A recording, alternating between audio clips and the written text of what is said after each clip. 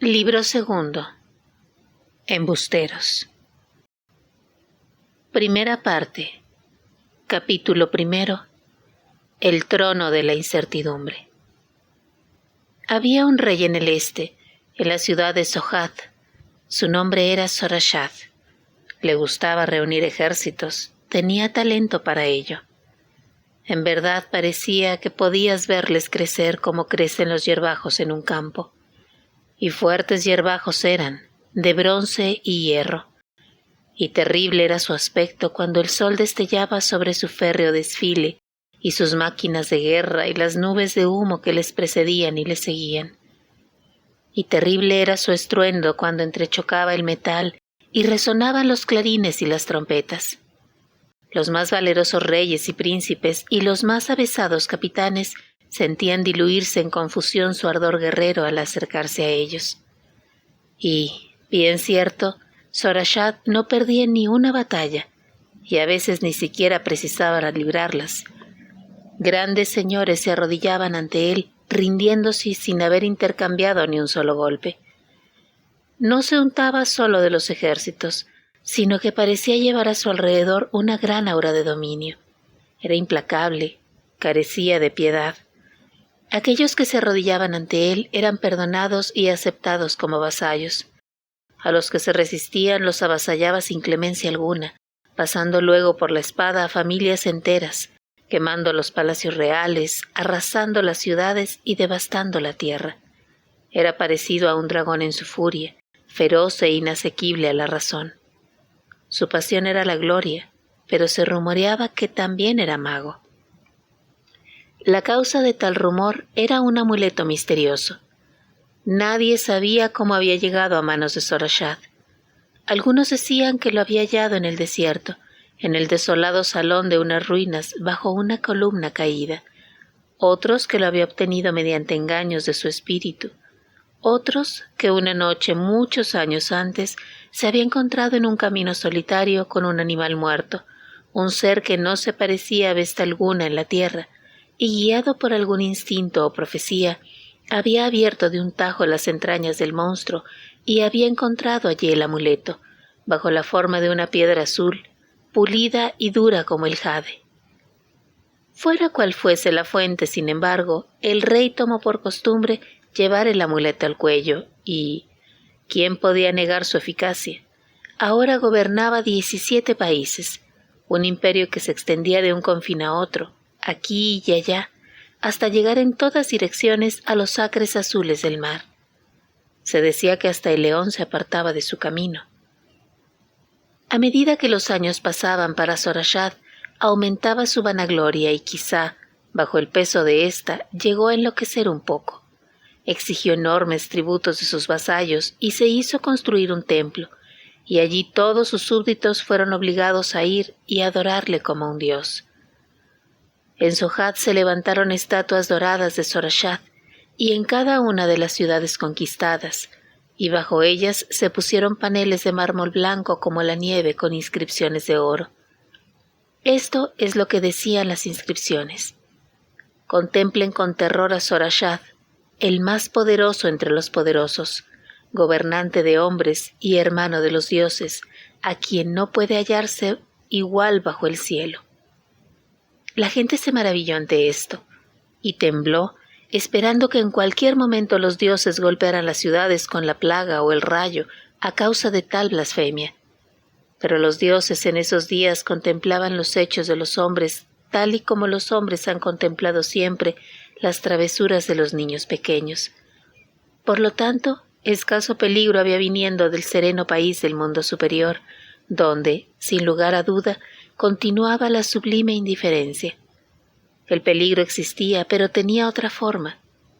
Había llegado a convertirse en un capricho para Sorashad, cuando se sentaba de noche y celebraba banquetes con sus señores, hacer traer y poner frente a él en la mesa un trono de hueso tallado. Le llamaba el trono de la incertidumbre. Cualquiera podía sentarse en él, rico, príncipe o mendigo, libre o esclavo. Hasta el asesino y el ladrón podían tomar asiento en la mesa del rey, escoger entre los manjares servidos en bandejas de oro y beber los mejores vinos en copas de cristal, y nadie les detendría para llevarlos ante la justicia. Tal era el decreto de Sorashad, pero al final del banquete Sorashad haría con ellos lo que desease, bueno o malo, según su humor, pues ello se asemejaba, había declarado Sorashad, a la incertidumbre en que los dioses tenían a los hombres durante toda su vida, ignorando si el placer o el dolor, la humillación, el triunfo o la aniquilación iban a ser su destino.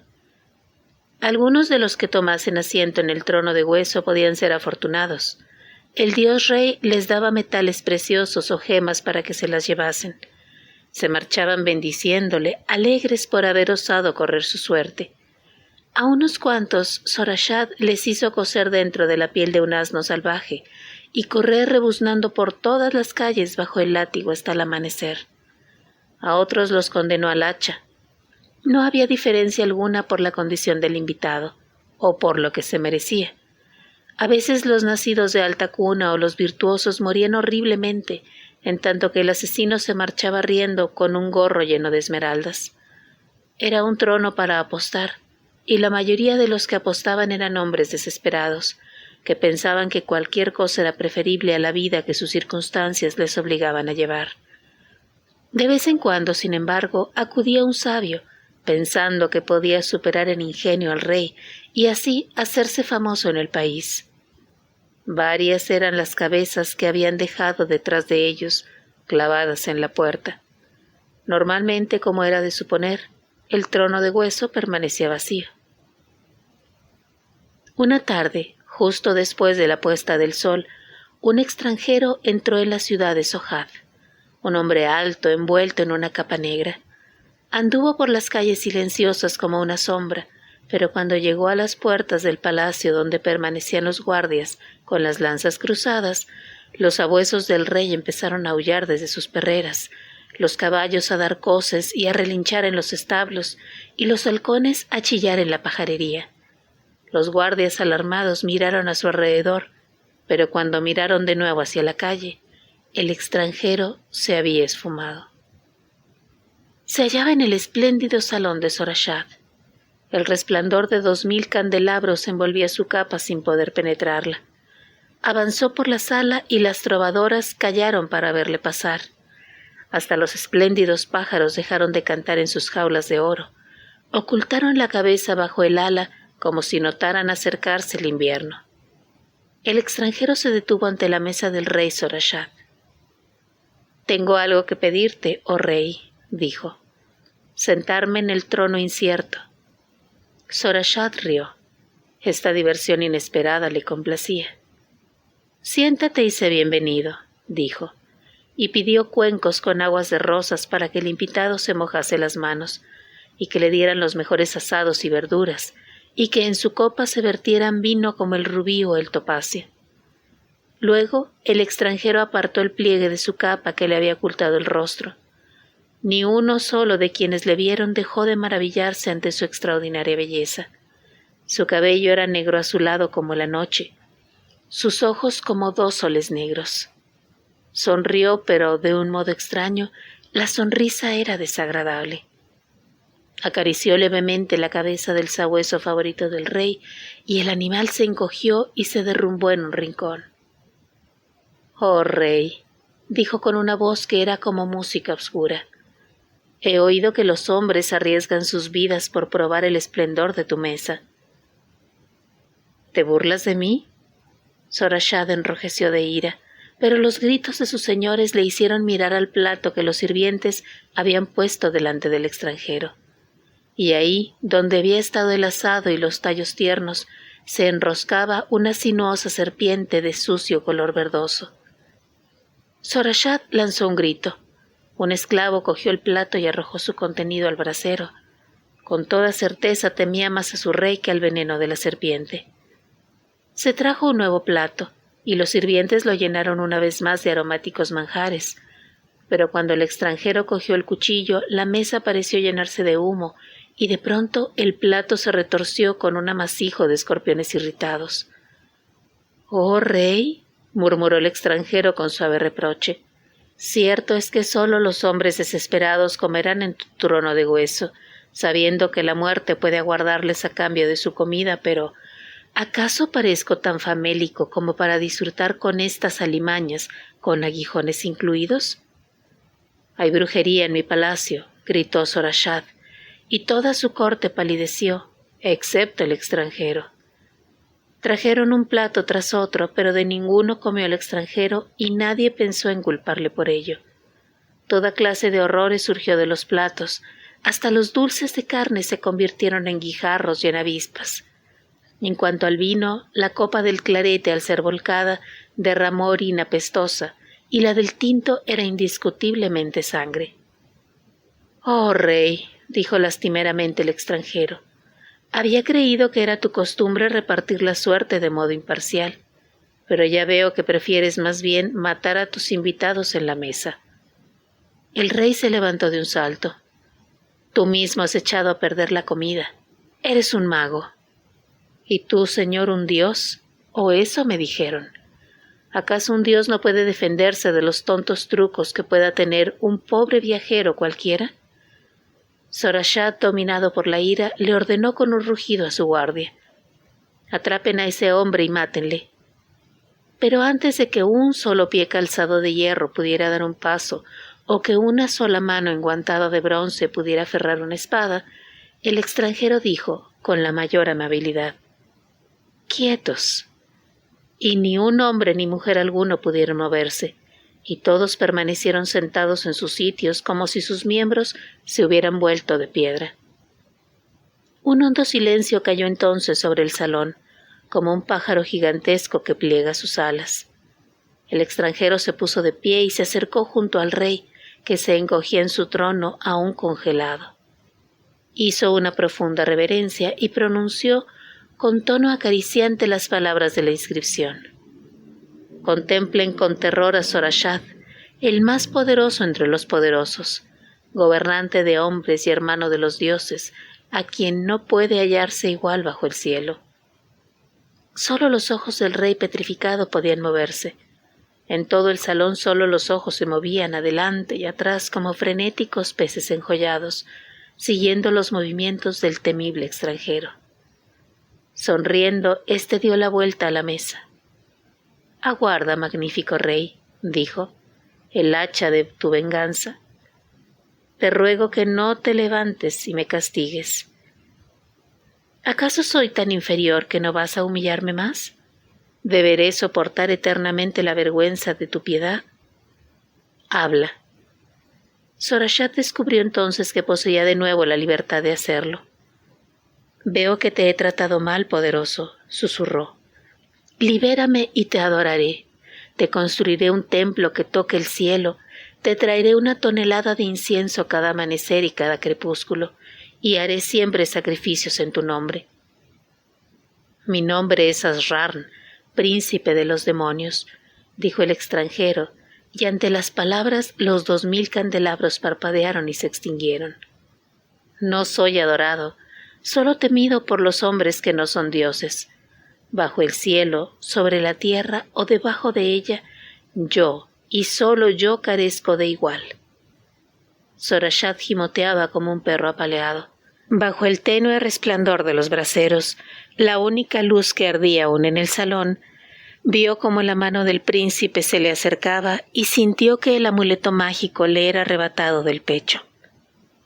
«Este es tu poder», dijo Asrarn, sosteniéndolo en la palma. «Esto y nada más. Esto es lo que te ha hecho temible para los hombres. Esto es lo que te hizo amarte a ti mismo». Entonces escupió sobre la piedra y la dejó caer encima de la mesa. De inmediato una llama plateada surgió de donde había escupido. La llama fue royendo el amuleto. Este empezó a brillar y pareció ponerse al rojo blanco, y finalmente se hizo pedazos. El salón del rey se llenó de gritos. Los hombres, liberados del encanto de la piedra, se levantaron de un salto y chocaron entre sí. Solo el rey seguía en su trono, como un anciano febril. El extranjero, por supuesto, se había ido. Muchas maravillas acaecieron esa noche. En los palacios de 16 reyes, 16 presagios. Muchos dormidos se despertaron sobresaltados pidiendo a gritos a sus sacerdotes para que les interpretaran un sueño. 10 hablaron de un pájaro enorme que entró volando en sus aposentos y les murmuró algo con voz musical. En 5 reinos una serpiente salió del hogar llameando como un tizón y pronunció en voz alta su mensaje. Y en el norte un rey joven y muy apuesto, al que el insomnio hacía caminar por su jardín bajo la luna, se encontró a un hombre con una capa negra, de porte principesco y que le habló como un amigo o un hermano, y le besó antes de partir, un contacto tan temible y excitante como el fuego. Y la sustancia de todos esos milagros en la noche de los 16 era esta: el amuleto mágico de Sorashad el tirano ha sido destruido, y su poder ha terminado. El vasallaje de Sorashad no les había sido dulce, los pesados tributos les habían agotado, su orgullo estaba dolorido como una vieja herida. Se aliaron entre sí y muy pronto libraron con Sorashad una colosal batalla en una llanura del este.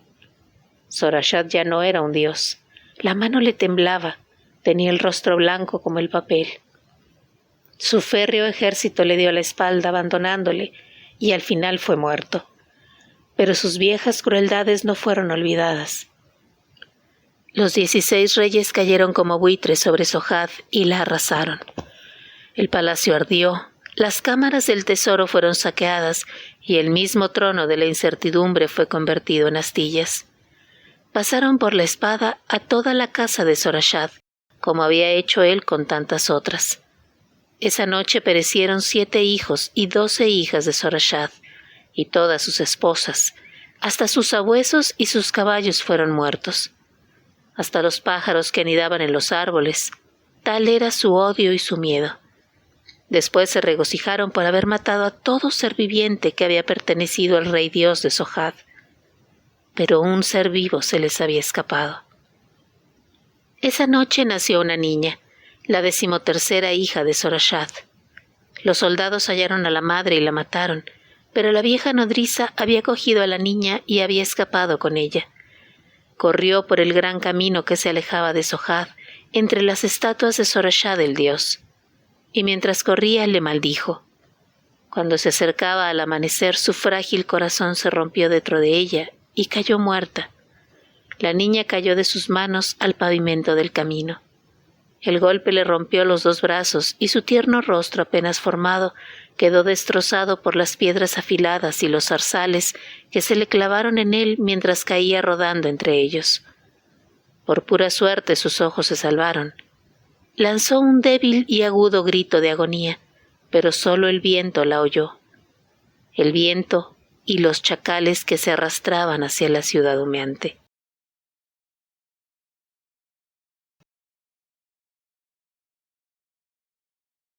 Capítulo 2. La hija del rey Sorashad. Había un hombre que vivía en las colinas encima de Sohad. Era un ermitaño, un sacerdote. Su morada era una cueva, amueblada con cosas sencillas, colgaduras tejidas con telas toscas, un lecho de paja y un poco de magia. La gente de las aldeas cercanas le traía a sus enfermos para que los curase, o venían a pedirle consejo. 1 o 2 veces al año viajaba de un sitio a otro para bendecir sus cosechas y rezar pidiendo la lluvia o el sol, lo que más necesitaran. A cambio le daban unas pocas cosas que necesitaba, un trozo de cuerda, un bol de barro, y de vez en cuando le dejaban algo cerca de su hogar, un pote de miel, un pan o una cesta de fruta. Nadie se acercaba a la cueva. Si deseaban hablar con él, se quedaban en la ladera cercana y le llamaban, pues, aunque era un ermitaño, no vivía completamente solo. A veces las bestias compartían su cueva, el lobo, el oso, hasta el león. El hombre santo no les tenía miedo, ni ellas a él. Iban y venían a su gusto, y a menudo sus ojos se encontraban. El ojo dorado del animal, con el ojo oscuro y tranquilo del sacerdote. La noche en que ardió Sohad, el sacerdote olió el humo y oyó el trueno distante. Subió a la cima de la colina y vio brillar el borde del cielo. La luna se había vuelto azul a causa de la humareda, y una vez un gran pájaro voló sobre ella, y el sonido de sus alas en el aire fue como la risa de unos huesos secos. El sacerdote montó guardia toda la noche sobre la colina. Antes del amanecer, cayó en una especie de sueño o trance. Vio el humo sobre el largo camino pavimentado que llevaba a Sohad y oyó el ladrido de los chacales y un horrendo y agudo gemir que se alzaba de los arbustos al lado del camino. El sacerdote volvió en sí con un estremecimiento. Se puso en pie y se apresuró como poseído a bajar de las colinas y dirigirse a la ciudad. El sol estaba levantándose cuando llegó al camino. Estaba desierto. Nadie había venido de Sohad desde hacía bastante tiempo, ni siquiera los soldados de los 16 reyes, que aún tenían allí mucho de qué ocuparse. 3 chacales habían encontrado el cuerpo de la anciana, pero el sacerdote vio en el pavimento junto a ellos una tobillera de oro que habían desdeñado, no teniendo uso alguno para ella. Luego vio a un 4.º chacal, y éste llevaba en las fauces el diminuto cuerpo de un bebé. El bebé ya no chillaba, estaba casi muerto y colgaba de la boca del animal como un muñeco con las junturas rotas. Sin embargo, el sacerdote, con esa curiosa capacidad de comprensión propia de su especie, sintió que de él emanaba aún un levísimo destello de vida. Se quedó muy quieto y le dijo al chacal: «Hermano mío, lamento negarte esto, pero lo que llevas vive aún, y por lo tanto no tienes derecho a ello». El chacal irguió de golpe las orejas y sus ojos se encontraron con los del sacerdote. ¿Qué vio allí? Solo el chacal lo supo, pero dejó al bebé con gran cuidado, agitó las patas delanteras como si las librase del polvo o de la culpa y corrió para unirse a los otros 3 en su horrendo pero inocente festín. El sacerdote se acercó y tomó a la niña. Miró sus heridas y la cubrió con su capa y se alejó andando a toda prisa hacia su hogar. Allí en la cueva cuidó de ella, compuso sus pobres miembros rotos lo mejor que pudo, aunque sabía que sus brazos jamás volverían a crecer rectos, y cuidó del terriblemente desfigurado y diminuto rostro, y le dio a beber una medicina mezclada con leche de cabra. Trabajó con arte y con compasión. No perdió tiempo alguno en lamentarse o irritarse inútilmente, aunque el estado de la niña podría haber despertado en cualquier otro una o ambas emociones. Su ternura era implacable. No lloraba por los muertos ni por los vivos. Hizo lo que pudo y confió en que también los dioses harían lo mismo. Mientras era niña, la hija de Sorashad fue bastante feliz, aunque de un modo curioso, compatible con lo que la rodeaba y con su modo de existencia, pues la vida en la cueva era tranquila, oblicua y absorbente, y en ella aprendió lecciones tranquilas, oblicuas y absorbentes. Las artes de la limpia magia de la tierra que el sacerdote practicaba. Aprendió también aquellos canales de la magia de los que debía precaverse: brujería, nigromancia y todas las avenidas a las que los hombres se aproximan a riesgo de su cordura, su alma y su propio yo. Pero no las veía sino como una hilera de negras puertas, eternamente cerradas, y no tenía deseo alguno de llamar en ellas o buscar sus llaves. Durante ese tiempo se ignoró a sí misma, solo como puede ocurrirle a una criatura perdida en las cosas externas. En realidad apenas era consciente de ella misma. Era todo oído, ojo y pensamiento. Nunca había visto un espejo, jamás había contemplado su rostro desfigurado, nunca había llorado llena de horror ultrajado ante la carne retorcida y llena de cicatrices, ni se había maravillado amargamente ante la frente suave como la crema, los ojos grandes y el cabello color cobre que su perverso destino le había dejado. Pese a sus brazos lisiados, su cuerpo era hermoso. Nunca lo notó, pues le pedía muy poco. Y aunque a veces esos brazos, retorcidos como árboles invernales, la mordían y quemaban con el dolor, nunca gritaba de ira ante el destino que la hacía sufrir. Había sufrido así, intermitentemente durante toda su corta vida, y siempre estaba el amable sacerdote con su ungüento, y el leopardo con el costado desgarrado, peor herido que ella.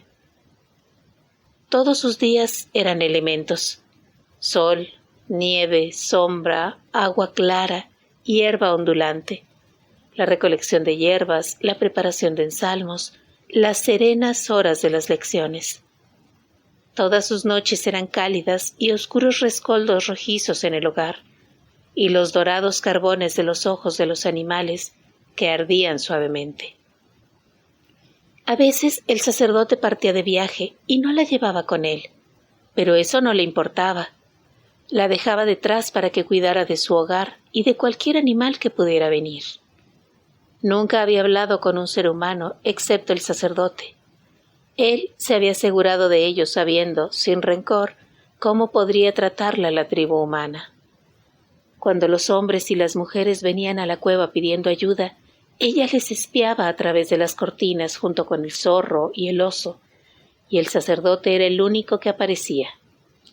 Tenía una especie de inocencia, cierta dulzura, pese a sus deformidades, que brotaba de un cerebro que no estaba lisiado y un corazón abierto.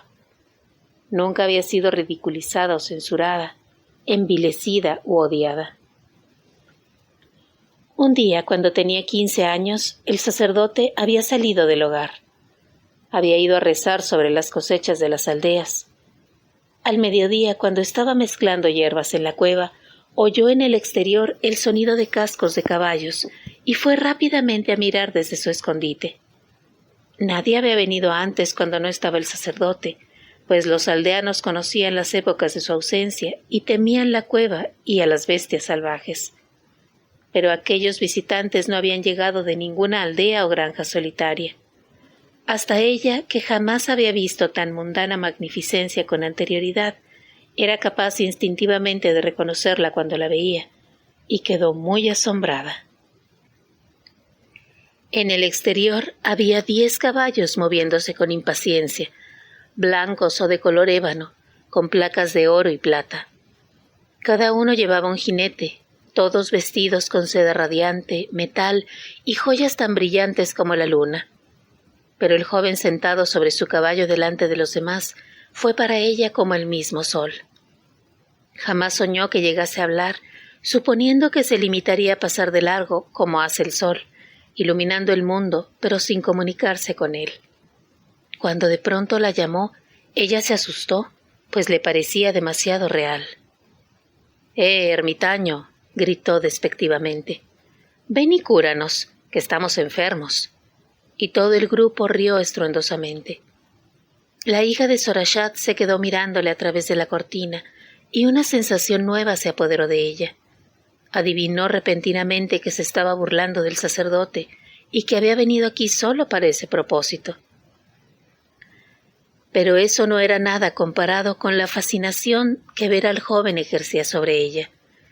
De pronto su realidad, hasta las mofas, le excitaron. Era maravilloso pero real. Una parte de la tierra que conocía. Notó que se convertía en pura alegría y asombro. Nada le había pedido al leopardo, solo adorarle y cuidar de él, y el animal había sufrido sin protestar. Ahora solo pedía adorar al joven montado en el caballo blanco. Como bajo una compulsión, sin pensarlo, sin ser consciente de ella misma, toda ojo, oído y pensamiento, salió de la cueva y se quedó de pie en la ladera, alzando la vista hacia él. Su fealdad, que nunca le había sido revelada, era tan temible que los jóvenes jinetes retrocedieron alarmados. Pero finalmente el hermoso joven, que era rey e hijo de rey, comprendiendo que pese a estar lisiada y sucia, no era sino un ser humano, retuvo su caballo y rió de nuevo. «Que los dioses del aire superior nos defiendan», exclamó. «¿Qué aparición es esta?». Luego, viendo sus grandes ojos clavados en él, y después de todo algo nervioso, inquirió. «¿Qué estás mirando, monstruo estúpido?». «Te miro a ti», dijo ella, «por ser tan hermoso». Habló sin disculpa ni embarazo alguno, a su manera amable y espontánea. Pero uno de los compañeros del rey gritó: «No te fíes de ella. Quiere maldecirte, mi señor, hacerte tan horrendo como ella. Con seguridad es una diableza y posee el mal de ojo. Tiene los brazos retorcidos como palos». Ante esto, él cogió su látigo y la golpeó, cruzándole la cara y el cuello. La hija de Sorashad se derrumbó sin proferir ni una sola palabra. «Una nueva cicatriz no desentonará en ese rostro», le dijo el rey. «En el futuro ponte una máscara, o tornarás vinagre el vino en el odre, y agriarás la leche de la vaca, y romperás cada espejo del país». Siempre había aprendido con rapidez. Ese era su talento. También ahora aprendió con rapidez. El rey se alejó cabalgando hacia los bosques con sus amigos para cazar el venado con arco, y la hija de Sorashad quedó tendida donde estaba, con el dolor del látigo desgarrando aún su mejilla, y el dolor de ese otro látigo, peor que el primero, el látigo de su lengua cruel, desgarrándole el corazón. Así la halló el sacerdote cuando regresó al anochecer, con una nube de luciérnagas alrededor de su lámpara. Vio que le había acaecido alguna desgracia y, sin duda, bien se imaginó cuál era su naturaleza. Solo la buena suerte la había protegido hasta ahora, durante tanto tiempo, de ella misma. Además, él ya era viejo y no podía protegerla siempre. No le hizo preguntas, pero le acarició el cabello un rato y luego se incorporó para encender el fuego. Ella no tardó en seguirle y alzó su rostro horrible hacia el suyo. «¿Por qué no me dijiste nunca lo que soy?», preguntó suavemente. «Eres tú misma», dijo él. «¿Qué más necesitas saber?». «No, no soy yo, pues siempre me creí igual al resto de la humanidad. Ahora he aprendido que soy un monstruo, con un aspecto risible y espantoso, con los miembros retorcidos. Un hombre llegó hoy aquí y me lo dijo, y cuando se fue me contemplé a mí misma con nuevos ojos, y fui al estanque y aguardé allí hasta que se calmaron las ondulaciones, y vi así todo lo que me había dicho. Si me hallaste cuando nací, ¿por qué no me mataste? ¿Por qué dejarme sufrir así?».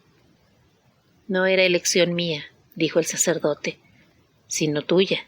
Si no puedes soportar el vivir como eres, sabes lo suficiente como para preparar un brebaje que acabe con todas tus penas, y no seré yo quien te lo impida, aunque lo lamentaré». La muchacha lloró ante esto, pues amaba la vida como todas las criaturas vivientes que han conocido un poco de libertad y felicidad en el mundo. El sacerdote la consoló y dijo: «Siéntate aquí y te contaré algo de ti. No estás completa, pues careces de pasado, y no tienes razón para explicarte tus cargas y tu miseria. Eso es lo que yo te daré. Luego tú decidirás lo que debe hacerse». Y así se lo contó todo, pues lo sabía todo. El cómo lo sabía no es seguro. Quizá dedujo la historia de los comadreos de los aldeanos, la tobillera de oro que los chacales habían diseñado, el ropaje real en el que estaba envuelta la niña. Quizá la descubrió de otro modo, un modo más extraño. Fuese lo que fuese, lo supo, y pronto ella lo supo también. Todo, desde los tiempos del dominio de Sorashad hasta la venida del príncipe de los demonios, desde la extinción del amuleto hasta la nodriza muerta y la niña desfigurada. Cuando el sacerdote hubo terminado, ella permaneció sentada y en silencio durante un tiempo. «Así que soy la 13ª hija de un tirano muerto», dijo. Y dijo después: «¿Y qué ha sido de la ciudad, Sohad?». Sohad ha sido reconstruida sobre sus propias ruinas. Entonces, ¿quién gobierna en el lugar del tirano? Un rey, el hijo de uno de los 16 reyes que se alzaron contra Sorashad. «El hijo de ese rey», dijo ella. «Algo me hace presentir que el hombre que me habló hoy era alguien así. ¿Es posible que sea él quien gobierna allí?». Y el sacerdote no respondió. Ya no era como había sido. ¿Cómo habría sido posible? Aunque reemprendió de nuevo la vida tranquila y útil del acólito. Nunca volvió a hablar de su dolor, ya fuera del interior o del exterior. Su espontaneidad y su alegría habían desaparecido. Ahora, cuando sus ojos contemplaban algo hermoso, una hoja, un animal, el cielo, estaban llenos de un hambre hueca de la que no se daba cuenta. Y ahora también, cuando la luna se alzaba sobre la tierra como una profecía plateada, ya no había adoración o maravilla en su rostro. Y cuando las estaciones añadían sus velos de distintos colores a los bosques y las colinas, se limitaba a decir: ahora es verano, ahora es invierno, sin añadir nunca nada más. Otra cosa se había alterado en ella. Había adquirido la costumbre de llevar una máscara de tela que escondía toda su cara, excepto la hermosa frente y los ojos, y en sus manos destrozadas pero ágiles llevaba guantes. Entonces el viejo sacerdote murió, y una parte de ella murió con él, la parte más esencial, su propósito. Se marchó en paz del mundo. Ella se quedó en él llena de angustia. Lloró sobre su pecho reseco y finalmente le enterró y se quedó sola en un silencio incontrolable. En los meses que siguieron, pocos fueron a la cueva para curarse, solo viajeros de aldeas remotas que aún no se habían enterado de la muerte del sacerdote. El mismo día de su entierro, una mujer con un bebé enfermo había permanecido en la ladera pidiendo auxilio. Cuando la extraña muchacha apareció, con su cabello rojo como el fuego y su torpe zancada, la mujer retrocedió un poco y gritó: «No, no, tú no. ¿Dónde está el sacerdote?» «Está muerto», dijo la muchacha, y automáticamente añadió, pues había heredado sus medicinas y su deber, si bien no la esencia de su compasión: «¿Es el niño? Puedo ayudarle». Y la mujer, presintiendo todo lo que había en ella, incluso a través de la máscara y de su voz apagada, toda la fealdad, toda la amarga carencia de amor, hizo un signo contra el mal y huyó. Esto fue como una herida, una nueva herida infringida sobre la vieja, no porque la muchacha se sintiera odiada, sino porque le había fallado al sacerdote. Y un día tuvo 16 años. El otoño terminaba, después llegó el invierno. Durante todo el invierno la hija de Sorashad vivió en la cueva. Ni los animales acudían a ella. Habían olvidado el camino. Solo el dolor y la soledad se sentaban a su lado, y una especie de rabia inexplicable, letal. Cada noche yacía en la cuna de la negrura, y muy pronto un sueño empezó a apoderarse de ella. Veía a su padre, Sorashad, ataviado de oscuro metal, cabalgando a través de la vasta ciudad, la gente cayendo de bruces ante él aterrorizada, mientras que en los techos de los palacios y los templos ardían cuencos llameantes. Finalmente el sueño empezó a cambiar lenta y gradualmente. Primero ella cabalgaba junto a su padre vestida como una reina, sosteniendo una hermosa máscara de porcelana delante de su rostro golpeado. Una máscara tan sorprendente y parecida a la vida que a todo el mundo le parecía que en realidad era su rostro, y era famosa por su hermosura. Luego, cuando llegaron las noches más crueles del invierno, convirtiendo los juncos que crecían en las orillas del estanque en lanzas de jade y vidrio, también su sueño se hizo más frío y cruel. Ahora ella cabalgaba en lugar de Sorashad, ataviada con su hierro y con una máscara de hierro, una gran diadema en la cabellera. Gobernaba Sohad. Gobernaba la totalidad de los 16 ciudades vasallas, como él las había gobernado. Era la hija del rey, Sorayas, reina y emperatriz, y los cautivos encadenados se tambaleaban detrás de su carroza, y entre ellos se hallaba el joven rey que se había burlado de ella. Todos los que la veían ahora, contemplando el rostro enmascarado del que sólo aparecía la frente despejada y los bellos ojos y la hermosa cabellera, decían entre susurros que era la belleza lo que ocultaba, no la fealdad. Sorayas era tan hermosa que no debía quitarse la máscara, pues su maravillosa apariencia les fulminaría como el rayo. Una noche, revolviéndose bajo esta fantasía gloriosa y torturante, Se levantó de un salto y salió al exterior, gritando con una voz que era como el hielo al desquebrajarse. «¿Qué debo hacer?», se preguntó a sí misma, y se tendió en el suelo, la oreja pegada a él, como si quisiera escuchar alguna respuesta. Y una respuesta llegó. En verdad que parecía venir de la tierra, o quizás del mundo inferior. Vio ante ella una hilera de puertas con el cerrojo echado, algunas con llaves esperando a girar en la cerradura, otras con las llaves reposando en un gran montón entre las sombras. Eran esas puertas de la magia oscura sobre las que el sacerdote le había prevenido y que, hasta ahora, nunca se le había ocurrido abrir. Pero la hija de Sorashad apartó la imagen, apartó su cabeza de ellas y regresó a la cueva, más fría que la fría noche. Por la mañana una voz la despertó, llamándola desde el exterior de la cueva, pidiendo auxilio. Era la primera voz que había oído llamándola a ella en persona de tal modo. Pese a su reserva se le alegró el corazón. Alguien había sabido de su presencia allí, se había enterado de que fue aprendiz del sacerdote. Alguien necesitaba su bondad y se la pedía. La necesidad de que la necesitaran, de hacer falta, un don. Salió insegura al exterior suspendida de un hilo, suponiendo que ésta podría ser la respuesta a su pregunta. Un hombre estaba entre los arbustos helados. Era un buhonero, con su carreta atestada junto a él.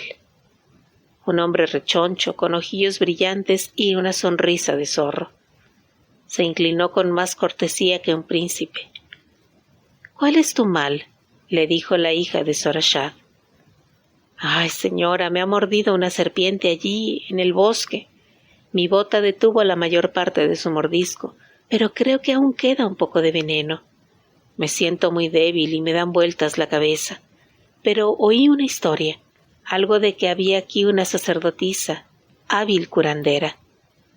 No parecía importarle la máscara de tela, ni temer la cueva, pues, cojeando, se acercó un poco más. «Te ayudaré», dijo ella. «Bendita seas, señora. ¿Puedo entrar en la cueva?». Ella se sorprendió de que no le tuviera miedo, pero tampoco parecía tenerle miedo a ella. Visto de cerca, era mayor de lo que había pensado, y su presencia era poderosa, cierta aura y olor viril. Había estado acostumbrada al sacerdote, impersonal, incapaz de agresión alguna. Este hombre no era así. Le llevó al interior y él se apoyó pesadamente en su hombro y se dejó caer en el lecho junto al fuego. Ella buscó rápidamente los emplastos y el agua limpia y se inclinó sobre él.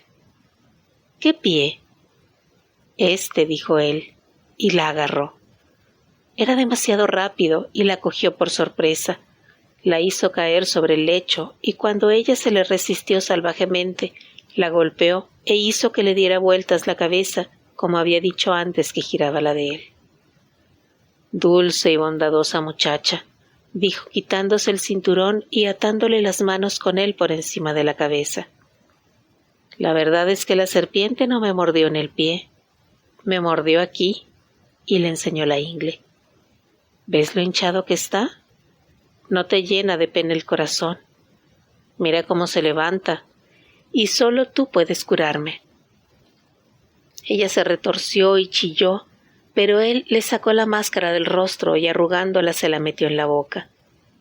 «No me importa que seas fea», declaró, «aunque con una cara así debes sentirte sola. ¿Te mordió un oso? Pues otro te morderá ahora». Y le arrancó el vestido de un tirón y le hundió los dientes en el pecho, y ella gritó de nuevo, con lo que él la golpeó por segunda vez, y todo deseo de lucha la abandonó. Yació bajo él en una horrible deriva sin fin, como en una pesadilla carente de fuerza, llena de agonía y asombro. No podía hablar, no encontraba fuerzas para sacárselo de encima. Él era pesado y estaba lleno de decisión, y tenía buena práctica en aquel arte.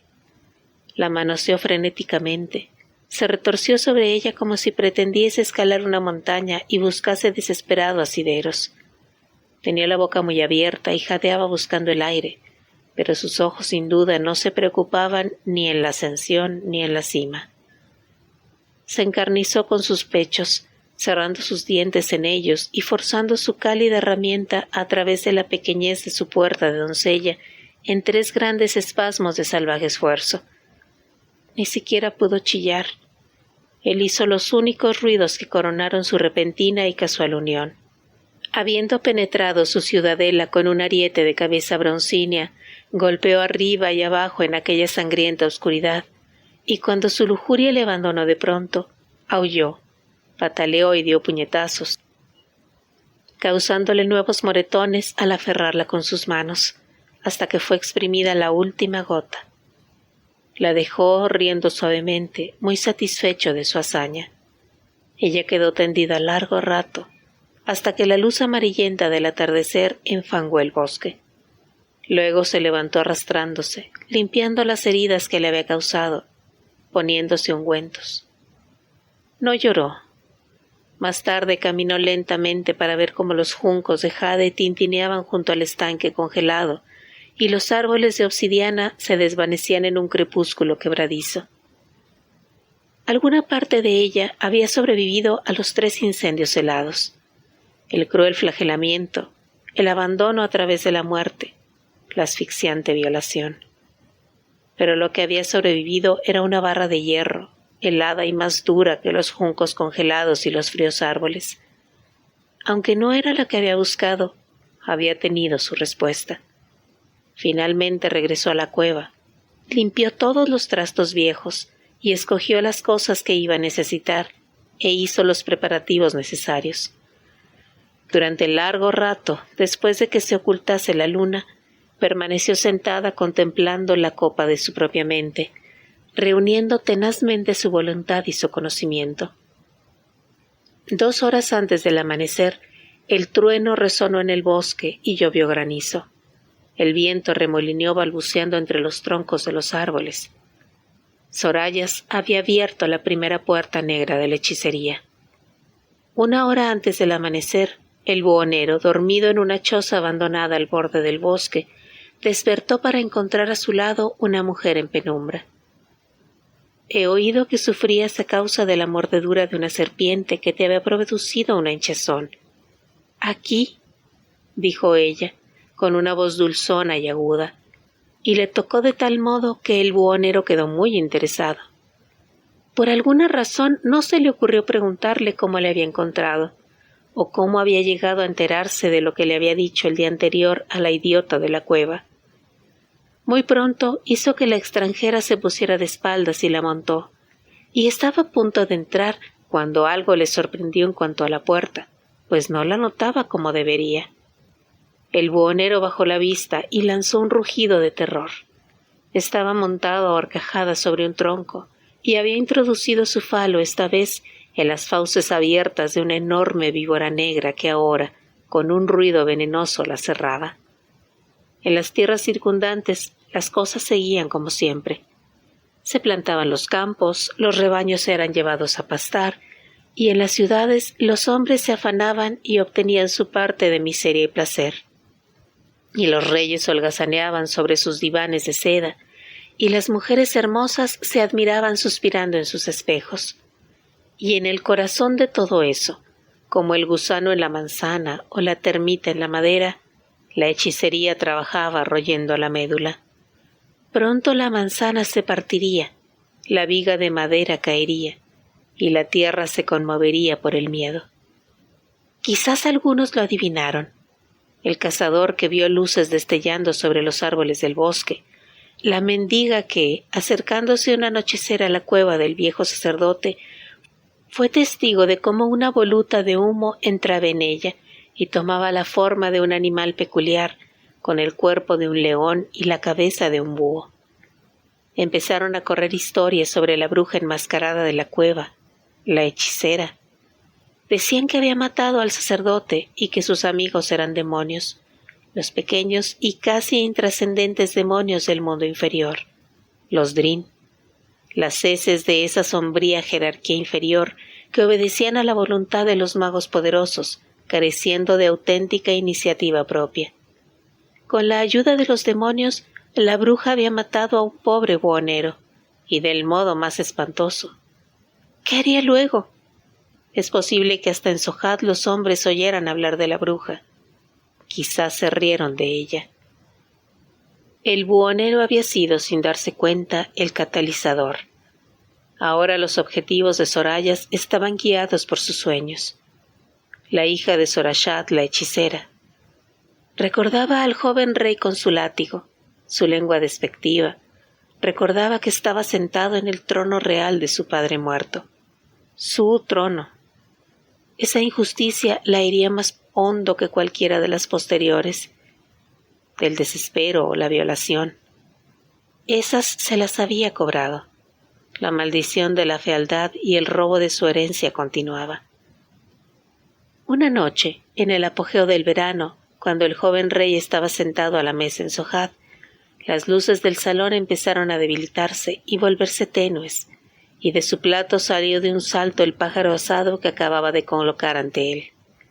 Pareció batir las alas, sus ojos hechos con 2 trozos curvos de cuarzo clavados en el rey. Este se puso de pie de un salto, y el pájaro se derrumbó de inmediato. El rey, muy deseoso de no parecer asustado, le ordenó al trinchador con voz burlona que repartiera en porciones al pájaro antes de que se marchara volando. Pero apenas el cuchillo lo atravesó, del pájaro cayó una bola de cristal que, rodando sobre la mesa, se hizo pedazos en el suelo. Y entre el cristal había un pergamino. La corte contempló, asombrada, el milagro, pero el rey se agachó con arrogancia, cogió el pergamino y lo leyó. Decía: ¿Qué es una cicatriz más, oh rey? Te lo diré. Una cicatriz más para mí es una corona menos para ti. De inmediato el rey se puso tan gris como el polvo, pues recordó enseguida, aunque no estaba seguro del porqué, cómo ese día, un año antes, le había cruzado el rostro con el látigo a la muchacha lisiada. Un negro horror le invadió. Olió la brujería al igual que el sabueso es olido por la liebre. Pero ni esa noche, ni las 5 noches siguientes sucedió nada más. La 7ª noche, cuando el rey estaba sentado en sus jardines bajo las estrellas, una mujer con un velo apareció entre los árboles. Él la tomó como una criada, hasta que se le acercó y le susurró al oído. «Aquí estoy», dijo. Nada más, nada menos. Pero ante esas palabras el rey se estremeció violentamente y llamó a gritos a su guardia. Esta acudió a la carrera y halló al rey temblando en su asiento y a la mujer del velo gris de pie junto a él. «Un momento», dijo ella, y con sus enguantadas manos hizo 3 o 4 pases en el aire. ¿Quién puede decir qué sucedió después? Se dice que todos los guardias cayeron muertos de golpe, y que Drin de rostros azules surgieron del suelo con armaduras y espadas, y que permanecieron inmóviles, con horribles sonrisas, listos para servir a su dueña. Entonces ella se quitó el velo, y también ella llevaba una armadura de hierro negro repujada de plata, una obra hermosa y terrible hecha por los demonios, y en el rostro llevaba una máscara de hierro, con los rasgos de una hermosa mujer, y que sólo le dejaba a la vista la frente, los ojos y el torrente de su cabellera. Con su guante de hierro señaló al rey y ¡qué cambio operó en él! Pareció arrugarse y encogerse, marchitarse como una hoja muerta. Al final solo quedó de él esto: un pequeño reseco lagarto encogido en la silla, que se lanzó de pronto hacia el jardín oscuro para esconderse, y cuando pasaba junto a ella, Sorayas le aplastó la cola con el talón. Sorayas sonrió dentro de su máscara, su sonrisa feroz y desfigurada, pero los labios de hierro que cubrían los suyos eran implacables y carecían de toda emoción. Fue con su guardia de Drin al salón del palacio y allí convocó a la corte del rey. «Miren bien», dijo. «Ahora soy su gobernante, y los gobernaré como hace mucho tiempo gobernó mi padre a Sohad, pues yo soy Sorayas, la 13ª hija de Sorashat.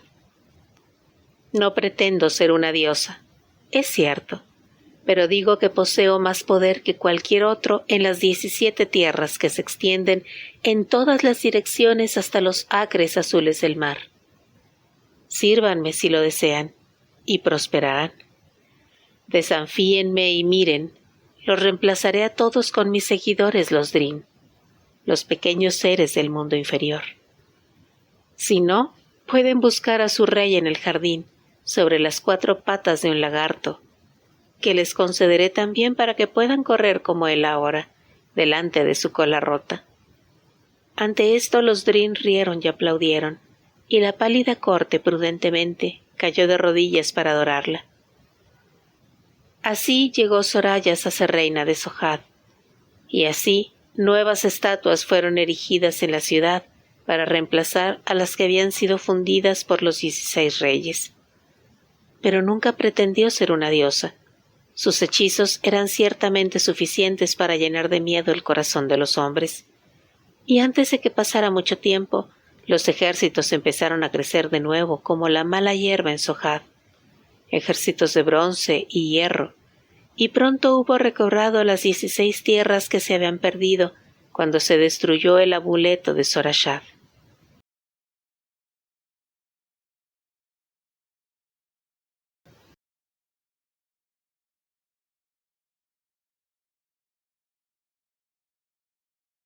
Capítulo 3. El pabellón estrellado. Muchos fueron los relatos contados entonces acerca de la princesa de hierro que cabalgaba al frente de su ejército, y algunos eran ciertos y otros no. Era una poderosa hechicera, no podía ser herida, había demonios en las filas que caminaban detrás de ella. Se cubría el rostro porque un solo atisbo de éste quemaría como el fuego, convertía en granito o derretía como el ácido a cualquiera que lo viese, aunque otros decían que era tan hermosa que ningún hombre podía verla sin enloquecer, y que una de sus sonrisas podía oscurecer la luna, y un fruncimiento de su ceño mataría el sol.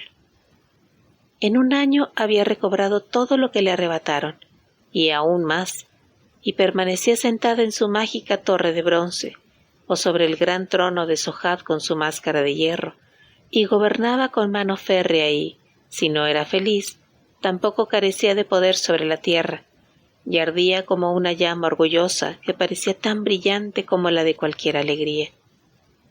Y entonces llegó un día en el que todo estuvo hecho. Su imperio era vasto y a prueba de todo asalto. Su fama estaba asegurada. Había alcanzado todos los objetivos, había satisfecho todas las esperanzas y no le quedaba nada por hacer. Solo un vacío que se derramaba como un mar helado y le inundaba el corazón. Así permaneció sentada, pensativa, y del frío mar se alzó un último sueño, un sueño tan descabellado, tan imposible, que encendió nuevamente su mundo con una brillante luz. Había cobrado todas sus venganzas, sobre el rey que se había burlado de ella, sobre los otros 16 reyes que habían matado a Sorashad y le habían robado lo que era suyo por derecho de nacimiento. Solo quedaba una criatura que no le había pagado nada en recompensa por sus años de duda y humildad y su rostro destrozado. Esa única criatura, el que lo había iniciado todo con su propia y despreocupada venganza, el gobernante de la tierra inferior, el amo de los Basdru, los Eshba y los Drin, uno de los señores de la oscuridad, Asrarn, el príncipe de los demonios. Bajo ese impulso el corazón de Soraya se desbocó, pero no fanfarroneó en voz alta como había hecho Sorashad. Lo guardó todo para sí, y lo único que hizo fue acudir con más frecuencia a su torre de bronce. Y allí, a los destellos del fuego azul y carente de brillo, entró y salió noche tras noche por esas puertas del poder que ahora le eran tan familiares. Por último, se puso en pie en la torre e invocó a los demonios que aparecen sobre la tierra con la forma de monstruos y animales extraños. Los Drindra, los más bajos que los Drin, los más estúpidos y malévolos de entre ellos. Muy pronto la habitación octogonal se llenó de criaturas que gruñían, gemían y parmoloteaban, moviéndose confusamente bajo el férreo dedo de la princesa. Permanezcan silenciosos y atengan, dijo ella, pues deseo hacerles preguntas. Somos tus esclavos, señora incomparable, la adularon los Drindra, babeando sobre sus botas y lamiendo el suelo a sus pies. No, dijo Sorayas con voz pétrea, son los esclavos de su señor, Asrarn el Hermoso, y de él es de quien quiero saber. Ante esto los Drindra enrojecieron y temblaron, pues amaban apasionadamente a su príncipe y también le temían grandemente. Sorayas sabía que debía de ser muy cuidadosa en esos momentos, pues preguntar sobre la sabiduría del mundo inferior era muy difícil, ya que ningún demonio podía ser obligado a decir algo por propia voluntad. Solo respondían con veracidad cuando las preguntas que se les formulaban eran correctas, y aunque pudiesen, intentarían engañarla. «Es sabido», empezó ella por lo tanto, «que hay ciertos objetos especiales que pueden invocar a demonios de los Eshba o los Vasru. ¿Es acaso posible que existan objetos capaces de invocar incluso a Asrarn el Hermoso?» Los Drindra murmuraron entre sí y dijeron: «No, no, reina incomparable. Ningún objeto tal puede ser moldeado por mortales». ¿Dije acaso objetos moldeados por mortales? Estoy pensando en extrañas flautas de plata moldeadas en el mundo inferior, como juguetes para amigos y amantes. ¿Existen tales flautas? ¿Y puede alguna llamar a Asrarn? Sí, sisearon los Drindra lúgubremente. Así es. Entonces, ¿es posible que alguna de esas flautas se halle en la tierra? ¿Cómo sería posible, gorjearon los demonios, que se le permitiera a tales flautas llegar a la tierra? No es eso lo que les pregunté, gritó Sorayas, y sus puños de hierro entrechocaron, y entonces un dardo de fuego acerado surgió de ellos como un látigo, haciendo que los Drindras saltaran y escupieran. Sea clemente, dulce señora, gimotearon. Estás en lo cierto, y tu sabiduría resplandece como una joya preciosa. ¿Cuántas de esas flautas existen en la tierra? ¿7? Los Drindra gimieron y no le contestaron. ¿Más de 7? ¿Menos de 7? Sí. ¿3? Preguntó Sorayas. ¿2? Y luego llena de enfado. ¿Solo una? Y los Drindra asistieron. ¿Dónde se halla entonces? ¿Sobre la tierra? ¿Bajo el agua? Sí. ¿En las profundidades del mar? Sí. Sorayas lanzó un grito despectivo y los Drindras se encogieron. Sí, ciertamente, dijo, he oído hablar de una flauta tal, la de cabeza de serpiente que su señor le dio a un joven que le era muy querido hace 100.000 años. Sivesh, que reposa en el fondo del océano, donde Asrarn hizo que se ahogara, con la flauta de plata alrededor de su delicioso cuello, que ahora es todo huesos. Los Drindra chasquearon las colas y susurraron, sí, como el silbido del vapor que nace al arrojar agua sobre el metal caliente. Sorayas podría haberse convertido en pez y nadar hasta las profundidades para recuperar la flauta encantada, pero era muy peligroso para un mortal, incluso para un mago, tomar una forma animal o cualquiera que no fuera la suya, pues muy rápidamente se olvidaría de los valores y del modo de razonar humano, y empezaría a pensar exactamente como la criatura cuya forma hubiese adoptado.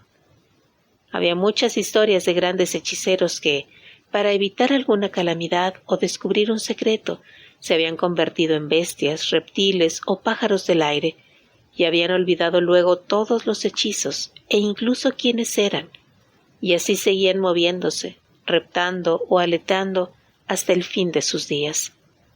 Por lo tanto, Sorayas ligó a uno de los Drindra con una magia terrible y le obligó a que cogiera la flauta para ella, lo cual le repugnaba mucho hacer. «Quédate tranquilo», dijo Sorayas. «Solo deseo honrar a tu príncipe, no irritarle, pues indirectamente él es la causa de mi buena fortuna actual». Así, atado como estaba, el Drindra descendió veloz a través de las aguas del mar, hasta el lugar donde los huesos blancos como la leche descansaban sobre la arena.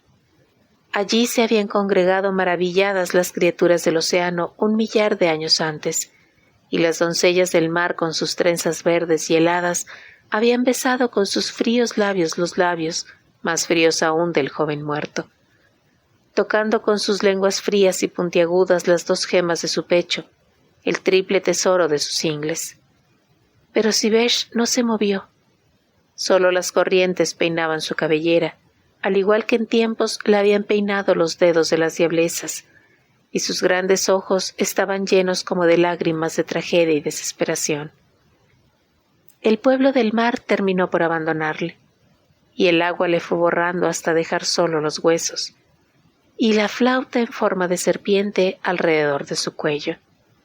El Drindra la tomó, parloteando asustado, y huyó volando de nuevo hasta la torre de bronce de Sorayas, y arrojó la flauta a sus pies con las algas aún enredadas en ella. Sorayas cogió la flauta y la contempló durante 1 hora o más.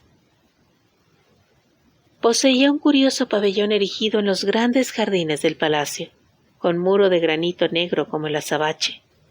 No había ventanas en esos muros y el suelo era de ladrillos de oro puro, pero el techo del pabellón era lo más extraño de todo. Estaba hecho de un cristal como la tinta, deslustrado, que no reflejaba la luz y a través del cual nada podía verse, y aquí y allá tenía engastados pálidos diamantes, zafiros, circonios, en las posiciones exactas de las estrellas. Tan hábil era el trabajo de ese techo que, alzando la vista desde el interior del pabellón, se habría creído que no existía techo alguno, solo el cielo nocturno con sus pequeños fuegos en las alturas. A un extremo de la habitación, frente a las dobles puertas, colgaba un espeso cordón de terciopelo. Sorayas tomó asiento en el pabellón, junto a tal cordón, con la flauta en forma de serpiente en su mano, mientras salía a la luna y las campanadas de Sohad desgranaban las horas de la noche. Finalmente la luna se ocultó y las campanas iniciaron el último cuarto antes del alba. Entonces Sorayas se llevó la flauta a la pequeña incisión de su máscara y sopló en ella. No hubo sonido alguno, al menos ningún sonido que pudiese ser oído por la tierra. Entonces de pronto el aire se llenó de un tronar broncíneo y por las dobles puertas entró un relámpago. Sorayas tendió la mano, torciendo el cordón de terciopelo hacia la izquierda, y las puertas volvieron a cerrarse estruendosamente. Mientras el relámpago adoptó la forma de un enorme dragón, con lava derretida brotando de su boca como si fueran 20 lenguas. Pero Sorayas se limitó a decir: «Cálmate, Altísimo. Mis encantos me protegen de tu aliento ardiente. ¿No me permitirás verte como se lo permitiste a mi padre Sorashad?» Ante esto, el dragón pareció fundirse y borrarse, y en el interior del pabellón se alzó un hombre alto y maravillosamente apuesto, con una capa negra que asemejaba unas alas. Sorayas le miró, y sus sentidos quedaron confusos ante su belleza, como todos los sentidos de los mortales, pero asimismo su corazón saltó triunfante. «Señor de las sombras», dijo, «perdona a tu servidora que te haya traído hasta aquí. Por accidente encontré esta flauta, y sabiendo por una vieja fábula que te llamaría, ¿cómo podría resistir a la oportunidad de contemplar tu forma, oh príncipe de los príncipes?» Conocía la vanidad de los demonios y se había dirigido a él exactamente del modo adecuado. Asrar no parecía inexorable ni inquisitivo, solo un poco divertido.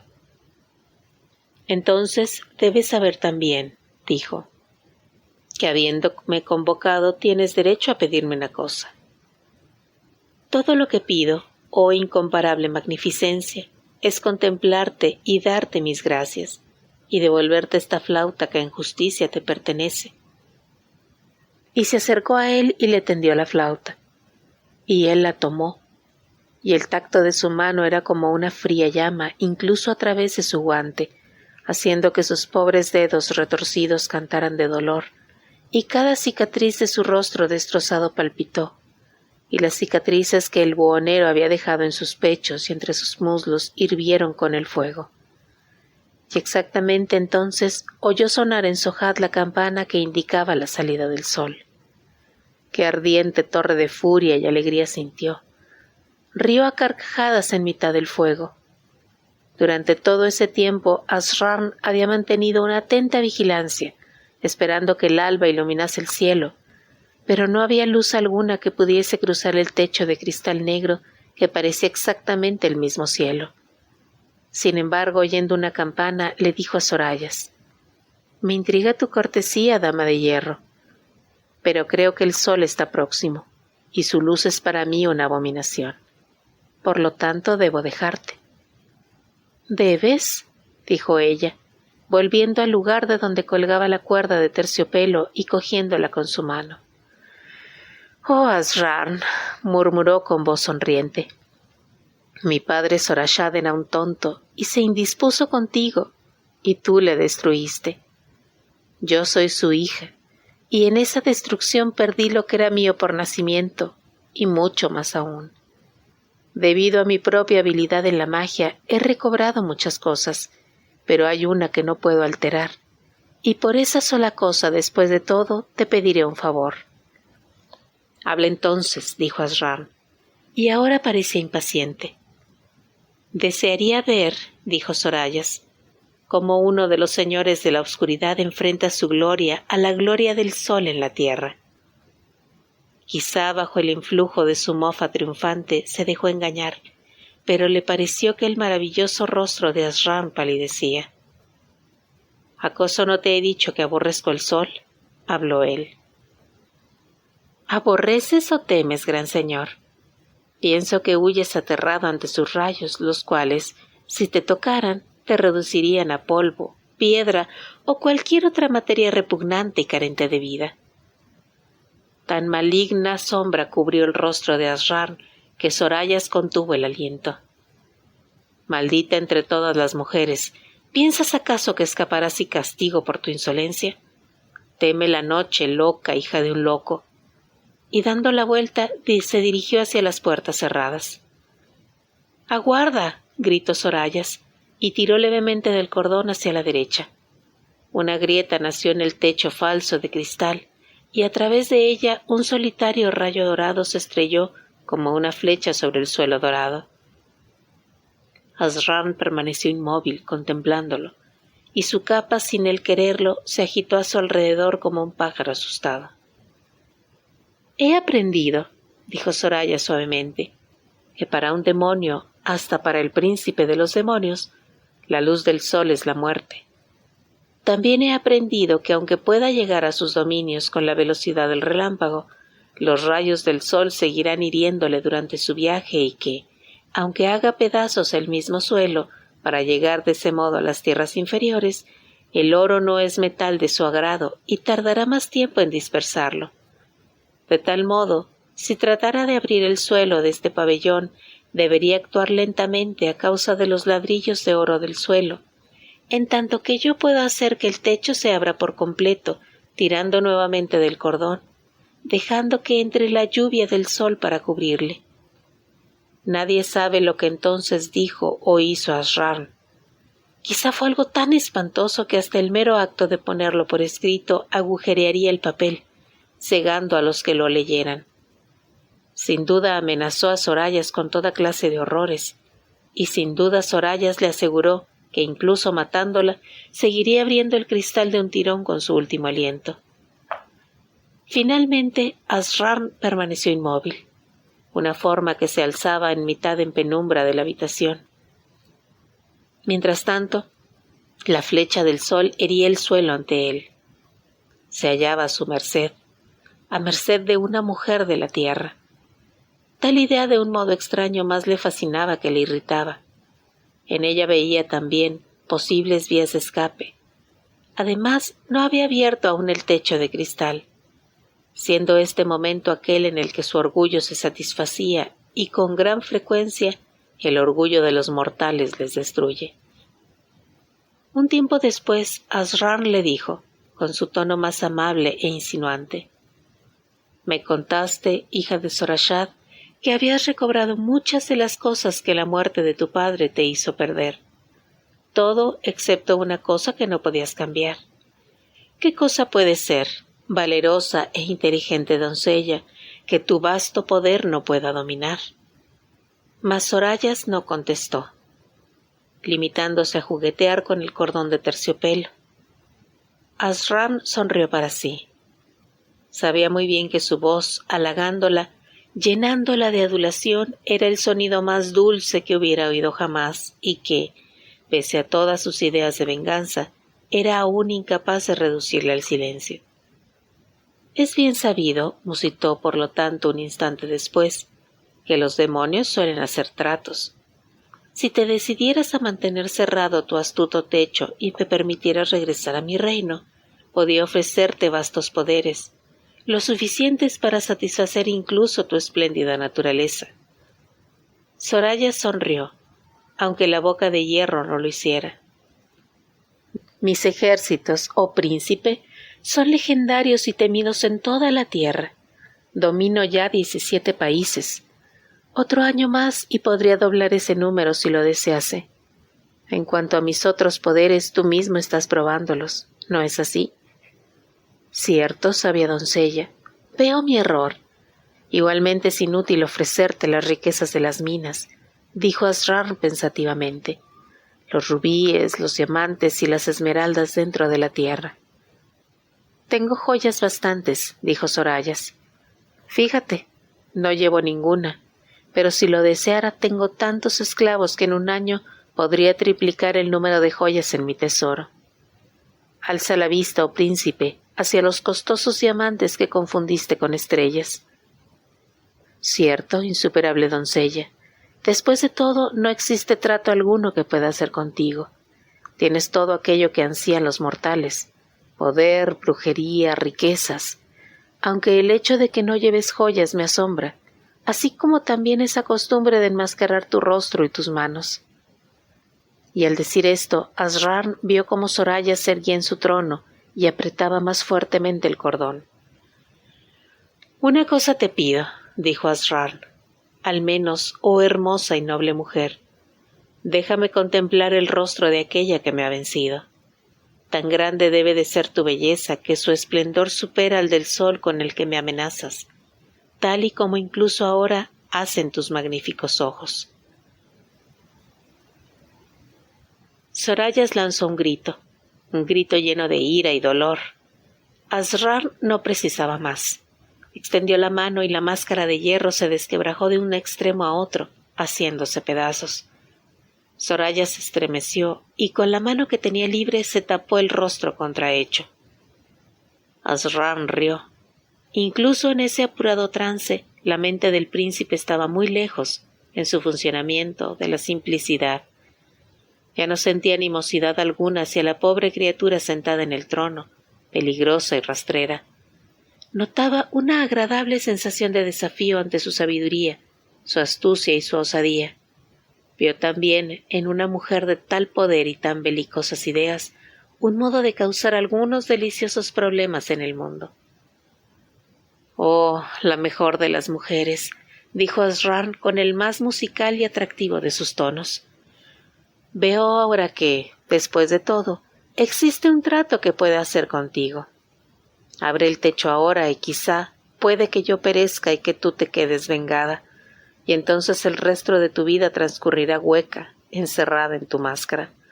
Los hombres se inclinarán ante ti y combatirán en tus ejércitos y contarán cómo venciste en ingenio a Asrar, uno de los señores de la oscuridad. Y en todos los días ningún hombre o mujer temblarán de deseo ante ti, ni besarán tus labios, ni cantarán tu amor. Fría como el hielo seguirás hasta que te devore la tumba y el gusano obtenga sus placeres allí donde tú no obtuviste ninguno». Cuando dijo eso, la muchacha se estremeció, aunque la mano que sostenía el cordón de terciopelo no vaciló. «Hay otro camino», dijo Asrar suavemente aproximándose. «No existe magia en el mundo que pueda remediar tu fealdad, mas yo, y solo yo, tengo el poder de hacerte hermosa. En verdad, más hermosa de lo que nunca hayas soñado, más hermosa que cualquier mujer de la tierra, pasada o venidera. Puedo hacerte tan bella que quien te mire se verá desgarrado por el deseo. Los hombres morirán felices con yacer una hora contigo. Ya no tendrás necesidad de ejércitos o esclavos, pues las ciudades te abrirán las puertas para adorar el rostro que ahora no osas mostrar. Los propios reyes y príncipes se afanarán en las minas de la tierra para llenar de tesoros el suelo a tus pies con la esperanza de tocar una sola vez tus labios. Sorayas contempló al demonio durante largos minutos y terminó por musitar. Si puedes hacerlo, te dejaré marchar. Entonces Asrar dio la vuelta a la habitación, evitando el dardo del sol, y cogió las manos lisiadas de Sorayas. Y los guantes reventaron, y una aguja hirviente corrió a través de su carne y de todo su cuerpo, y cuando bajó la mirada tenía los brazos rectos y libres de todo dolor, blancos y suaves como el marfil, y sus manos eran gráciles como palomas, y sus pechos semejaban flores. Después le cubrió el rostro con las palmas. El fuego que parecía surgir de ellas era tan terrible que la hizo gritar, y su piel era como la tierra estremecida por el terremoto. Luego el fuego murió, y vio que el demonio se hallaba ante ella, sonriéndole de un modo distinto al de antes, una sonrisa que era casi de una espantosa e indescifrable ternura. Se llevó las manos a las mejillas y percibió la diferencia. «Ve y busca un espejo», dijo Asrar. Y ella le obedeció, pues el príncipe de los demonios siempre se atenía a lo que había prometido, y el trato había sido concluido. Más allá del pabellón, en el jardín, había un pequeño estanque y, dirigiéndose hacia él, aferrando los juncos con sus blancas manos, Sorayas contempló su rostro como sólo lo había contemplado una vez antes, en el bosque. Lo que vio era una belleza tal que sobrepasaba en hermosura al leopardo, más hiriente que el plumaje de la primavera, como la luna o el sol, una belleza que sólo un demonio podía inventar, una belleza que podía derribar el mundo. Y se puso de pie, dejando de lado su férreo atavío, con su milagro como única vestimenta, y regresó al pabellón y cerró la puerta, dejando fuera la luz diurna. El suelo mostraba una gran abertura, y ante ella se alzaba Asrar con su camino hacia el mundo inferior bien asegurado, e incluso él se había demorado para contemplarla por última vez. Y Sorayas le miró, y se arrodilló ante él y dijo: «Mátame ahora, mi señor, y moriré adorándote, y hasta más allá de la muerte contaré, si es que alguien me escucha entre las riberas que envuelven el mundo, que eres el rey de reyes, mi amado y mi amo, y que tu maldición me es tan dulce que el canto del ruiseñor». Entonces Asrar la tomó en sus brazos, la puso de pie y la besó, sonriendo aún, pues lo que había creado le seducía. ¿Te has visto a ti misma, hija de la belleza? ¿Imaginas acaso que destruiría algo que he hecho tan hermoso? Y así la carne de Sorayas, que sólo había conocido el dolor de las viejas heridas, el látigo, la violación, el azote del hierro, conoció al fin en sí misma la belleza, y en ella y en su interior supo del beso de Asrar, el sello de la negra noche sobre su amanecer.